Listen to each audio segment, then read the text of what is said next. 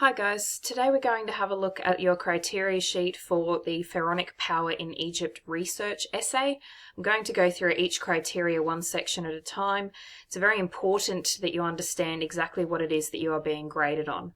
So firstly, criteria 1 is all about your research process. That is the research journal that you hand in to me. So what you will be marked on firstly, what you're actually marked on is in blue, and then the differences between grades is in yellow.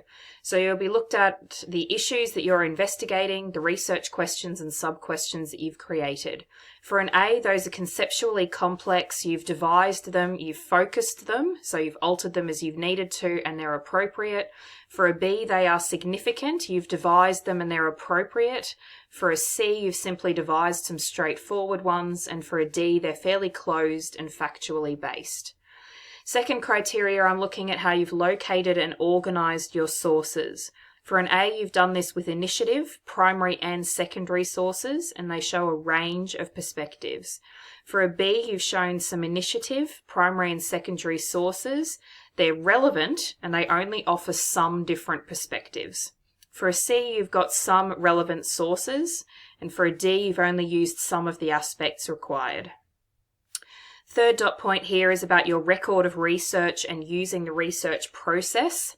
If for an A, you've done that in a very detailed, systematic, so it's all one organised system and coherent. You've effectively engaged with that process. For a B, that it is still systematic and quite coherent, and you've got some effective applications of the research.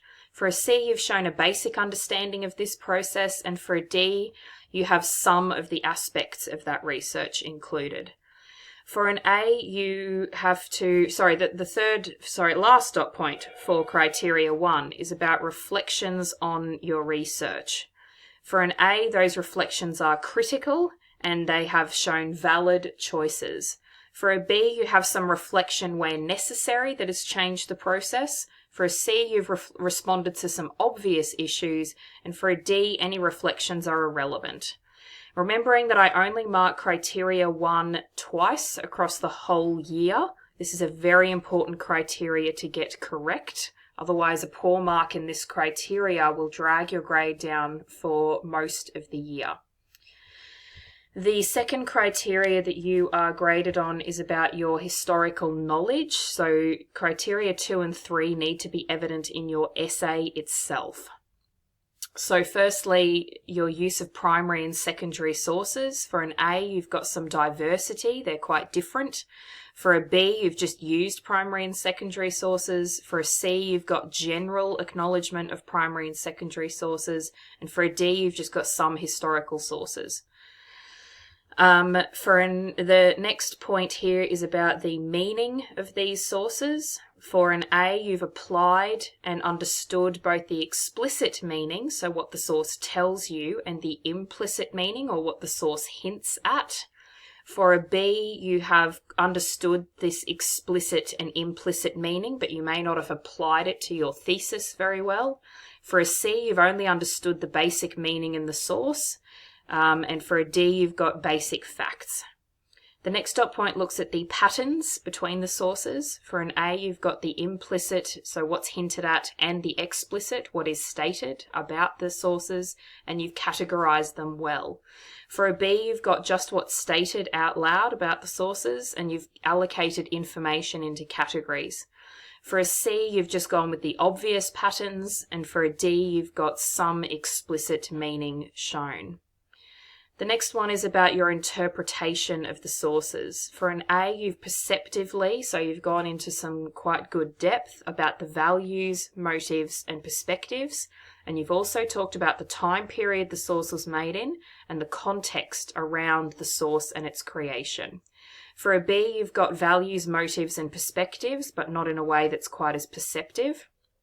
For a C, you've got some simple and familiar concepts, values, and motives. And for a D, you've just got the groupings according to identified classifications. The next point is about corroboration. For an A, you've corroborated evidence, meaning both your primary and secondary sources are corroborated. For a B, you've just got some corroboration of secondary sources. For a C, you've used relevant sources. And for a D, you haven't really got any evidence of corroboration. The next point down is about evaluating the sources. For an A, you've evaluated their relevance, reliability, accuracy. For a B, you've got their relevance, likely reliability, and likely accuracy. And for a C, you've just got some bias. Lastly, here you have the synthesis of the evidence and your decisions. For an A, you've synthesized primary and secondary sources and your decisions are insightful. For a B, you've synthesized some primary and secondary sources and your decisions are a bit reasoned, but not as insightful. For a C, you've used mainly secondary sources and your decisions are obvious. And for a D, your decisions are mainly using opinions. So it's very important you remember that all of this analysis and evaluation and so on needs to be evident in your essay. It's not enough just to have it in your research journal. The third criteria is about knowledge and communication. So the first dot point is about communicating the information.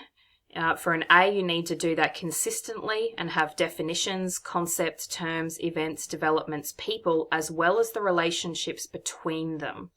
For a B, you've done that usually. You've done these same aspects, but not the relationship between them. For a C, you've communicated some of this information. And for a D, there is only some basic definitions and historical knowledge. The next dot point is about your argument. For an A, it should be a coherent and valid argument. For a B, it's coherent and somewhat credible. For a C, it's just coherent. And for a D, it's a fairly basic response. The next dot point is about incorporating change and continuity, so how things were different and how things stayed the same across time periods. For an A, you've incorporated that well. For a B, you've referred to it a little bit. For a C, you've used some concepts. And for a D, you have used fewer still. Next dot point is vocabulary. For an A, it is extensive, so there's lots of it, it's varied. It is succinct, you've used the fewest number of words to make your point, and it's effective. For a B, the vocabulary is effective, and for a C, the vocabulary has probably got some errors. For a D, there are frequent errors. Next point down is about following the style and conventions of an analytical essay. For an A, you've followed those conventions very closely. For a B, you've followed them for the most part, but you may have been missing topic sentences or concluding sentences, for instance. For a C, you have some errors in the style. And for a D, there are again very frequent errors in the style of writing. This dot point here is only for an A. It only exists in the A category. So if you wish to have an A, your evaluation of sources, the evaluation process, needs to be very, very fluid and not disrupt the argument. If it disrupts your argument, you risk not getting an A for that criteria. The next one down is about incorporating direct and indirect references to evidence. So that is your quotes and your paraphrasing into your own words. For an A, it is diverse, so lots of different sources and they're all relevant. For a B, they're relevant but not as diverse. For a C, there is some direct quotes that are appropriate. And for a D, you've got some references to an appropriate set of sources. The next one down is about using the conventions of referencing. For an A, you've done accurate referencing. For a B, it's generally appropriate. For a C, you've used some elements of referencing, but you may have forgotten aspects. And for a D, you've got frequent inaccuracies in your referencing. Finally, have you met the length, the format, and the scope of the response? So have you covered everything you needed to? For an A, you've met this. For a B, you've met it in most instances. For a C, you've usually met this. And for a D, you've usually completed it, but might not meet all of it. And again, criteria 3 is about your essay, not the research journal. Make sure that you are very familiar with these concepts. You may wish to listen to this video again so that you can use it as a bit of a checklist for your assignment as you go.